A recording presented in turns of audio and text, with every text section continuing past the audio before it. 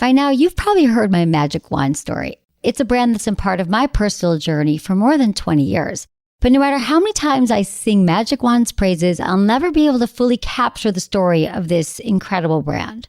Well, now journalist and author Kate Sloan just completed a limited audio series documenting the history and impact that Magic Wand has created over the last 56 years. It's called Making Magic. And the series chronicles Magic Wand's incredible brand story through interviews with nearly 40 experts, performers, business owners, educators, and fans. So I got a sneak preview of this series, and what I loved is that Kate weaves together snippets from all their interviews into this amazing story arc. She covers Magic Wand's journey from appliance store massager to its legendary influence on culture and sexual independence, and it's all just fascinating. The first episodes of Making Magic are available now at makingmagicseries.com or on all popular podcast platforms. Just search for Making Magic or visit makingmagicseries.com today. So on the subject of pain, but there's a biochemical reason for BDSM desires. And as scientists say, and I can tell you, there is a neurological constitution of the brain's pain and reward systems, meaning that a little pain might enhance pleasure because our brain releases the same biochemicals during pain and sex. They're very closely linked. You're listening to Sex with Emily. I'm Dr. Emily, and I'm here to help you prioritize your pleasure and liberate the conversation around sex. So when you hear the words BDSM and kink, what comes to mind? Leather, whips? Well, the truth is, all of us are a little kinky. You may just not have realized it yet. That's why today's episode is part one of a two-part BDSM and kink education series where I help demystify this world and give you fun, safe options for exploring. Dungeons, optional. First, we're defining our terms and getting a grasp on kink and BDSM, including what the hell BDSM actually means. Then we're taking a look at our core desires to help you identify yours, and then talking about the psychology of power and play. Finally, I'm going to give you some entry-level ways to bring kink to the bedroom, whether you're coupled or single, and answering all your kinky sex questions. Intentions with Emily for each episode. Join me in setting intention. Do it now. Think about, what do you want to get out of this episode? What do you want to remember? What do you want to take home with you? Maybe you're already home. What do you want to use in the bedroom? Well, my intention is to open up the world of BDSM and kink so you can find new ways to play with your desire, sexuality, and fantasies. Please rate and review Sex with Emily wherever you listen to the show. It helps us so much. I so appreciate it. My new article, Ask Emily, Kink and BDSM Ideas, is up at sexwithemily.com. Check out my YouTube channel for more sex tips and advice. And also check out my TikTok. How to forget that? It's Sex with Emily. We'll be posting very soon. Just follow me there and you'll get all the good stuff. If you want to ask me questions, leave me your questions or message me at sexwithemily.com/assemily or call my hotline 559-TALK-SEX or 559-825-5739. Always include your name, your age, where you live, and how you listen to the show. And I'm totally cool if you change your name and want to remain anonymous. All right, everyone, enjoy this episode.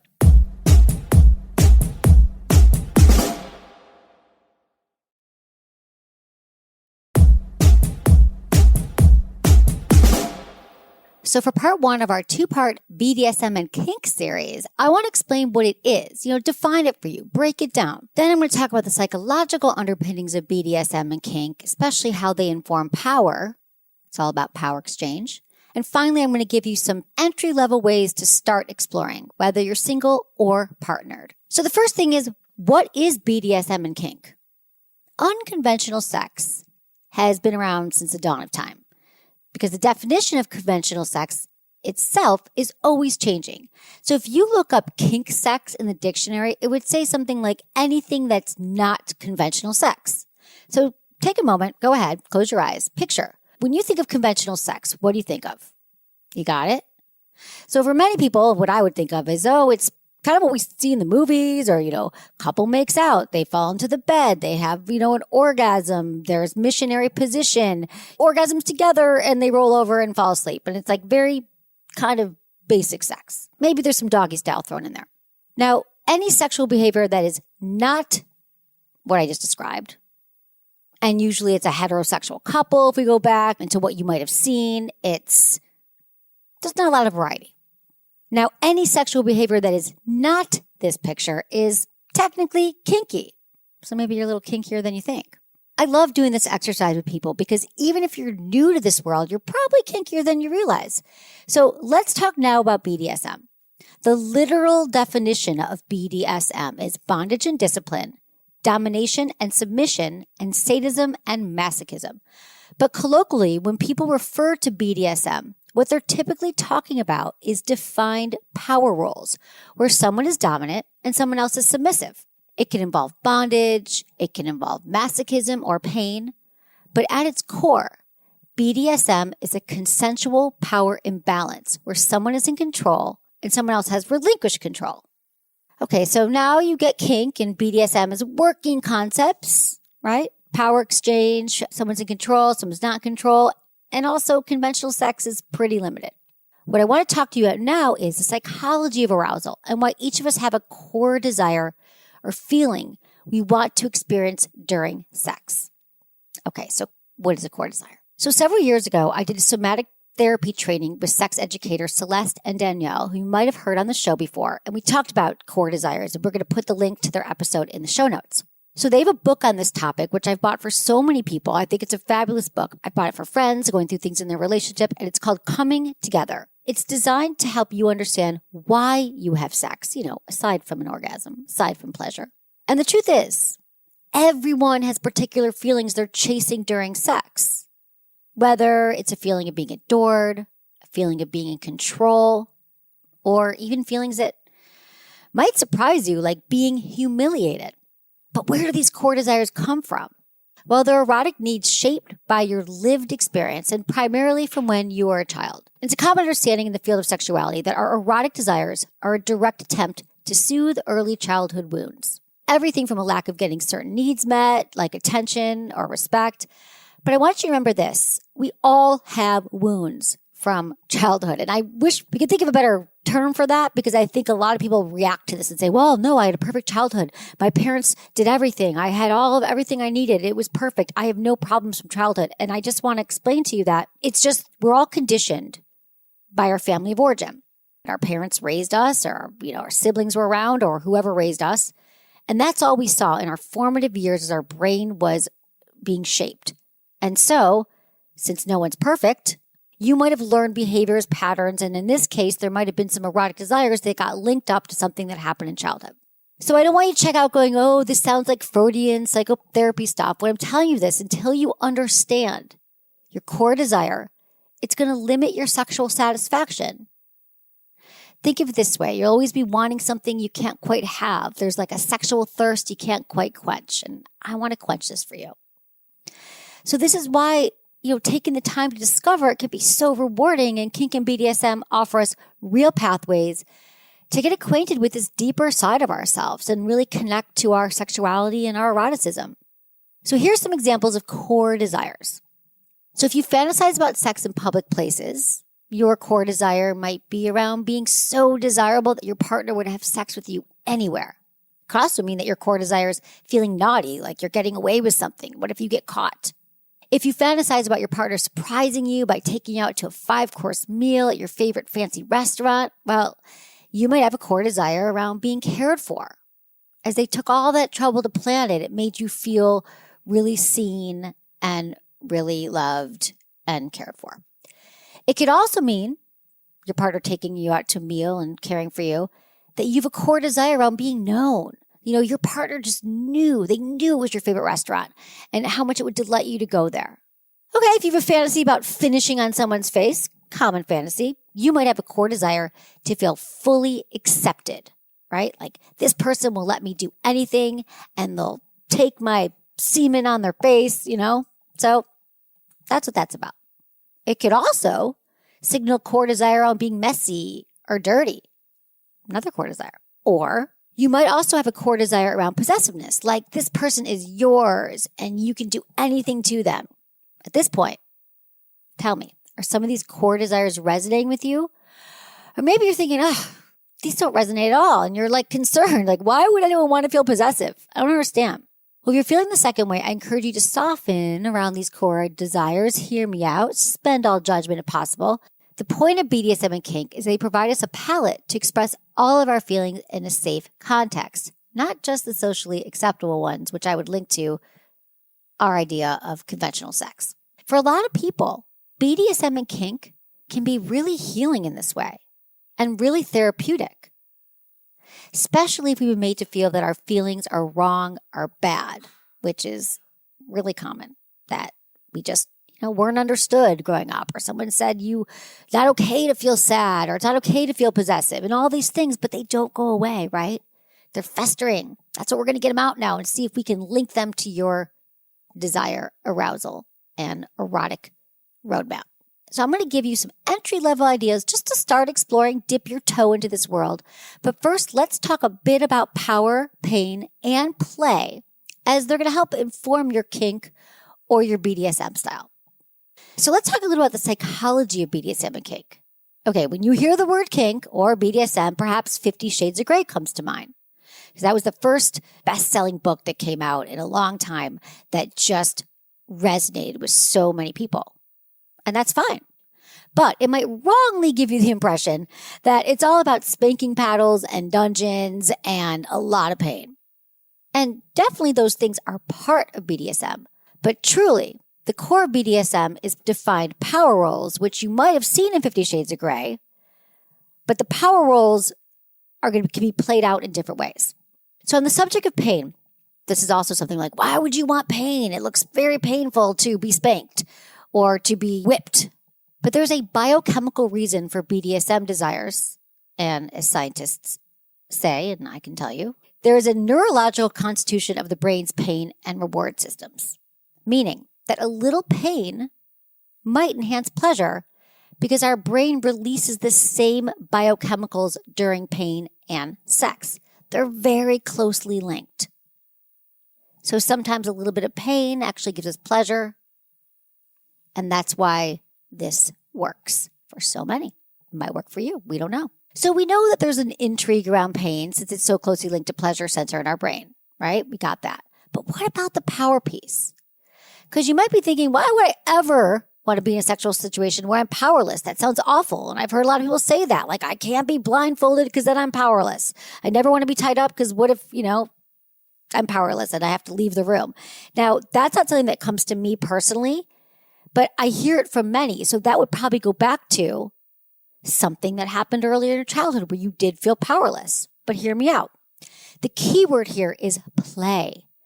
So think back to when you were a kid and you were playing games with someone and someone else was in charge. Maybe you were playing house and you were the dad and your friend was the child. Or maybe you were playing school and someone else was the teacher and you were the student, or you were the teacher, they were the student. So you played in all the different roles.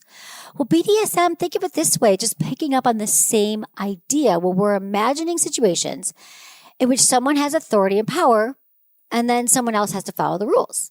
So that's it. I mean, I like to think of this as play and a game during sex, a sexy game. And I just want to say a note here. This is not abuse, because abuse and toxic relationships, that's non-consensual power exchange, where the person being abused has no power to change the nature of the relationship or leave the relationship. So BDSM is based on control that's consensually gifted and negotiated. We'll get into safe words and all that, but this is something that is consensual and discussed and planned. And finally, benefits. You might be thinking, why? Why do people do this?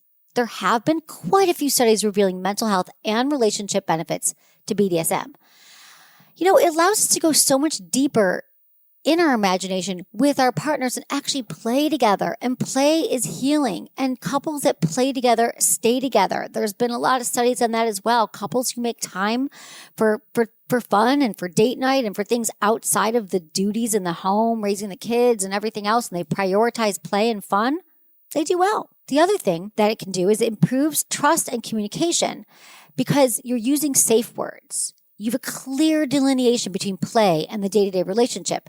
So couples are required to be clear communicators and then increase trust between one another because you are trusting your partner in a situation, whether you're dominant or submissive.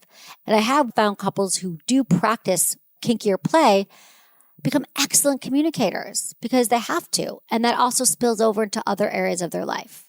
Because listen, if you can negotiate this, you can decide who's going to make dinner on Tuesday night. It's the same skill set.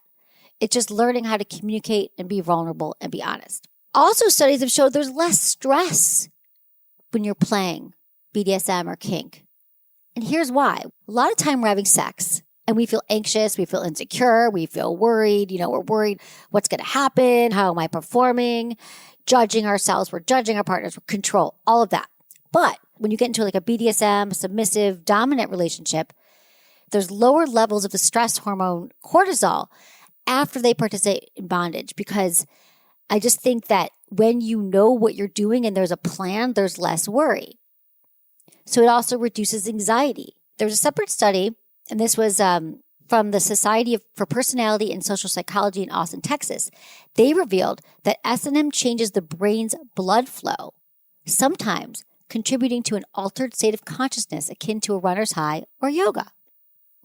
All right, so those are some of the benefits. But listen, I just think one of the main benefits is that BDSM helps us play with power in a safe way. And listen, the truth is, every relationship has power dynamics. Think about it, be it boss-employee, parent-child, even between partners. There's always a little bit of power play. Yes, you're equals, but maybe in one case your partner leads and you follow, and then you lead and they follow. In every successful relationship, there is this kind of exchange. So BDSM, just simply think of it this way. It makes power a choice. And when we choose it, then we play with control. So the dominant person is controlling and surrendering, and the submissive person is surrendering. All right, so now you get why it might be fun for people to play with BDSM and power roles and possibly pain. But now that you've heard all of this, are you thinking like, wow, what types of BDSM or kink might you be into? Well, listen, fantasies, perfect way to start. Just mine the contents of your fantasy life and you can start to pick up on themes. You can journal about them. You can just start thinking like, what is a common theme for me? So in your fantasies, are there any elements of restraint? Are you being tied down? Are you ever in a powerless position where you can't move your arms or your legs, or maybe someone's blindfolded you? How about humiliation? Is someone doing something to you while you're largely passive? Well, if any of those resonated, those are all characteristics of a submissive stance in BDSM. Okay, let's look at the opposite. In your fantasies, are you wielding the power, telling someone what to do, get on your knees or stop talking or go down on me, Do you enjoy watching people squirm a little bit in your fantasies? Are you issuing commands? Are you in charge? Are you in a teaching role? Are you punishing people? Well, if so, those are characteristics of a dominant stance in BDSM.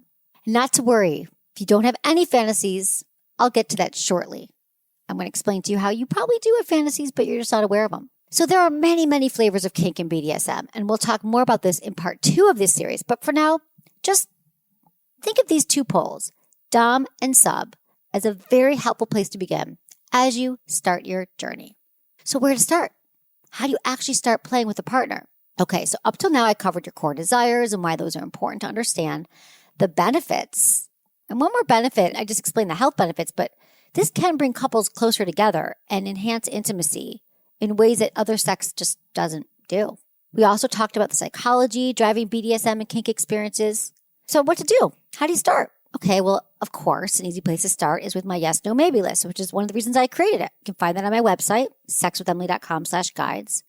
That helps if you're coupled. And it has all these ideas for sexual behaviors, kinky and non-sexual behaviors.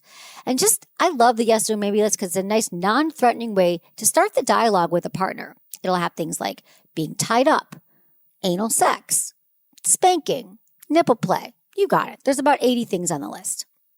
I also have an article titled 5 Easy Steps to Start Exploring Kink with a Partner that will walk you through some ideas. Okay, but how do you actually initiate this conversation? Because I picture you listening to this right now and you're like, okay, great. My partner will never do this. You could also listen to the show together. Side note, a lot of couples listen to this show together or separately, like I'm going to listen to it on the way to work today where you listen to it and then they come home and talk about it. But to initiate the conversation, I get it. It can be awkward. It can be uncomfortable.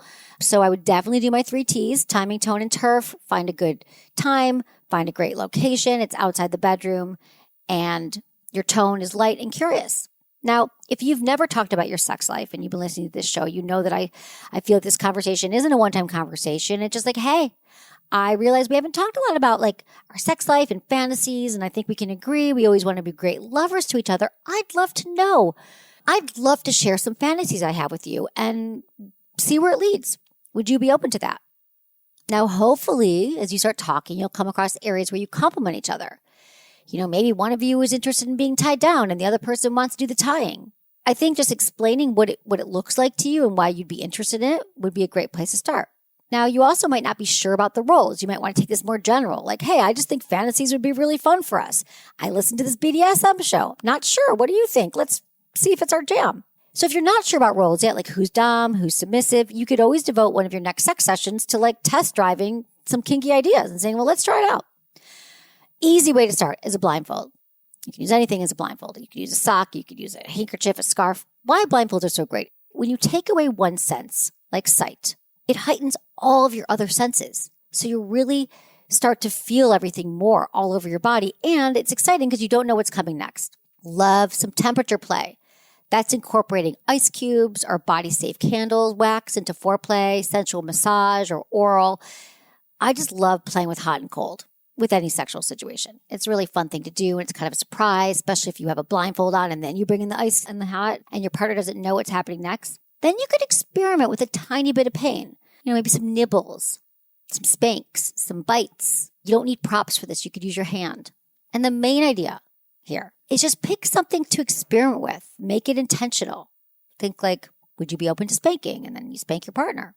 Talk to each other about it. Agree that you're going to try one of these things. Okay, so to review, you're going to talk about your fantasies together. You're going to get some ideas. If you'd like to start small, just pick one of these, like a blindfold. Or you could go bigger and do a whole activity and designate who's dom or sub. You get to decide. And let me just say a note here for singles.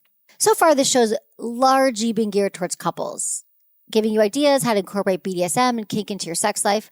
But you could totally try these things out if you're a single person. So here's a few ideas to get started. You can watch some ethical porn, get a sense of like the flavor of kink you might like. I get it if you might not know. Bellesa is a great option. It's sexwithemily.com/Bellesa, Bellesa. And when you go to the site, you can enter some search terms like kink or bondage or BDSM. And it's going to give you tons of videos. So you can see, am I down with this? That's another great thing to do with your partner. You can say, I listened to the show. I think it's kind of hot. Not sure how it would go down. Let's watch some great porn together. You could also try out a kink-friendly app like Field, F-E-E-L-D, or #open. And on these apps, people are specifically coming for this purpose. You can find a partner, you can say what you're into, you can say you're exploring, and it's a great resource if you want to find some people to play with, especially if you're single. But couples use it as well if they're looking for a third or they're looking for play partners. So then on these apps, you can do a profile and you just link what are you into? It could be kink, it could be blindfolds, it could be restraints, it could be threesomes. So those are some ways to play no matter where you're at, no matter whether you're in a relationship or not. So we'll go into more depth in part 2 of our BDSM and kink series, and I'll give you more ideas on things like voyeurism, exhibitionism, humiliation. But for now, these 2 routes are a solid way for you to start info gathering, just as you familiar yourself with the big, beautiful world of kink and BDSM. Don't go anywhere. After a word from our sponsors, I'll be answering an email from Skylar about how to start safely practicing BDSM.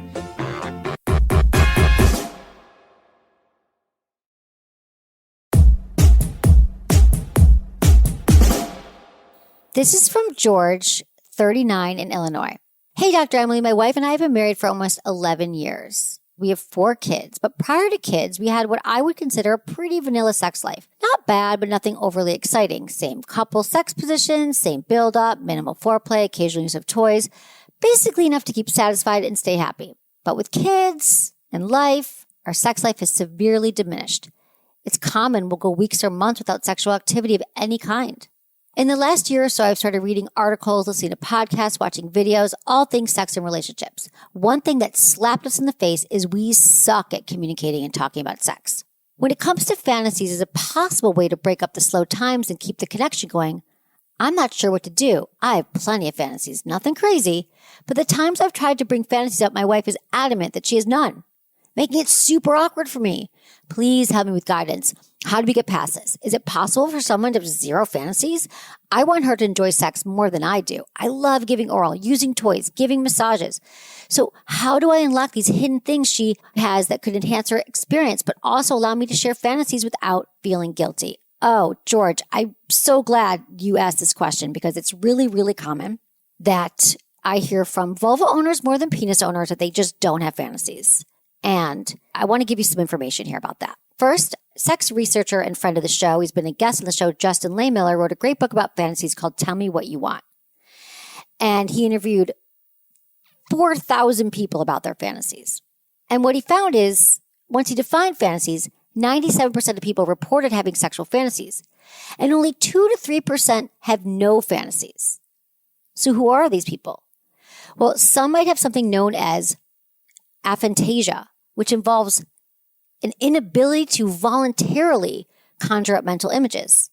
In other words, they literally can't have fantasies about sex or fantasies about anything else for that matter. They just can't. But what's more common than that, like that you have some inability to fantasize, is that, and Justin shares this in his book, that people have sexual thoughts they don't count as fantasies, because I think when we think of fantasies, it's got to be some elaborate kinky thing, and it's got to be something that you've never done before, and it has to have some, really extreme element to it. But fantasies can just be, I really love when my partner comes home and makes out with me, and we make out and they bring me flowers, and it can be sweet, it can be romantic, it could be also rough, animalistic. It could be something that you've done before, something that you want to do, something that you've seen. And so another way to think about it is to ask, what do you think about when you masturbate? And you can ask her that. Now, I'm not sure that she masturbates. If anyone listening doesn't have fantasies, really think about it. You just might have to do a little bit more mining into your sexual history. Now, George, what I would say to you is another thing to ask your wife is to say, what are the most memorable times you've had sex? What are the 3 most memorable times? Because at least that's going to tell you something. What was happening before those times? Did you guys have a babysitter that night? Was it before kids? Has there been a time during kids? Were you on vacation? Was there a surprise element? I find a lot of people have memorable sex when there's a surprise. They didn't know the sex was going to happen. So even if it's just one thing she can tell you, you'll start to build from there. Think of it like our sexual DNA. That's where all of our fantasies live and our prior experiences. So I would start there. And perhaps listen to this episode together, because having a fantasy life is an important part of having a healthy sex life. All right, George? And just remember, this is an ongoing conversation, and you have 4 kids. There's a lot going on. But I think if you use words around it and say, I just think it's really important for us to continue to connect intimately, work on our sex life. It's an important part of our relationship. And here's why. And you're going to feel better. Help. Listen to the show together. Like I said, that can help. So let me know how it goes, George. And I'm sending you lots of good thoughts and love. This is from Sarah. She's 24. Hey, Dr. Emily, I love your show and thank you for all your free resources. This question is actually about your yes, no, maybe list. How do I get my partner to do it with me? I suggested to him a couple times and he sort of brushed it off. I want him to do it because I think it's a great way for him to learn what I'm into. I'm very kinky and not sure I can keep going in such a vanilla relationship. Thanks for your help. You're the best. So much like George's question, this is very common. There's one partner that's working on the sex life and wants things to change. And then there's one who's we're fine. Our sex life. Let's just not rock the boat. And so what I think is important here is to let him know why you think the yes, no, maybe list would be good for your sex life.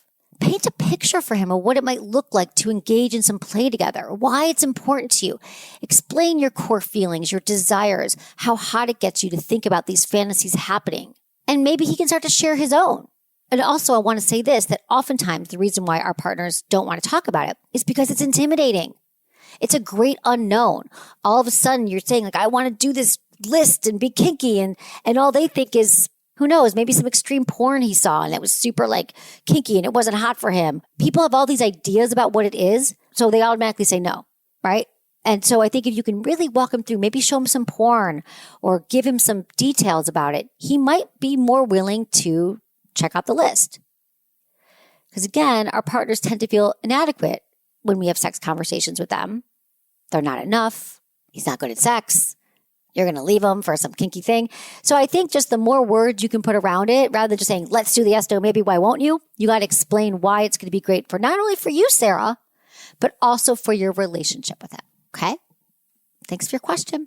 This is from Skylar, 29 in Boston. Hi, Dr. Emily. I've only had sex twice in my life with 2 different people and both were unsatisfying. Over the years, I've discovered erotica and romance novels and came to the conclusion that I'm bisexual and would be interested in BDSM. I don't know the safest way to get into it. What do you recommend I do first? Love that you came to these conclusions about your sex life. That's awesome, Skylar. So I think even if you're not in a relationship, well, first, let me say this. It is helpful in BDSM relationships to be with someone you trust, to be with someone you have a connection with, someone you feel safe and comfortable with. However, there's a lot of places to play right now. Like I mentioned earlier, there's the Field app and there's the #Open app. And you could find some meetup groups. Like there's one also called FetLife, FETLIFE.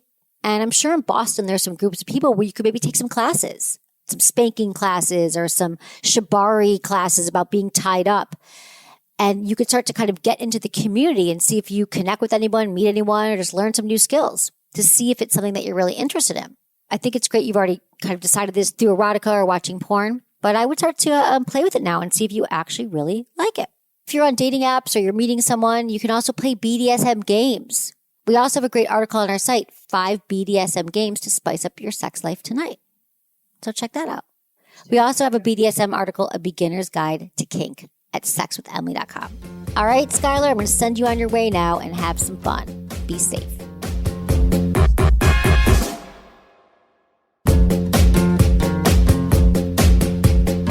That's it for today's episode. See you on Friday.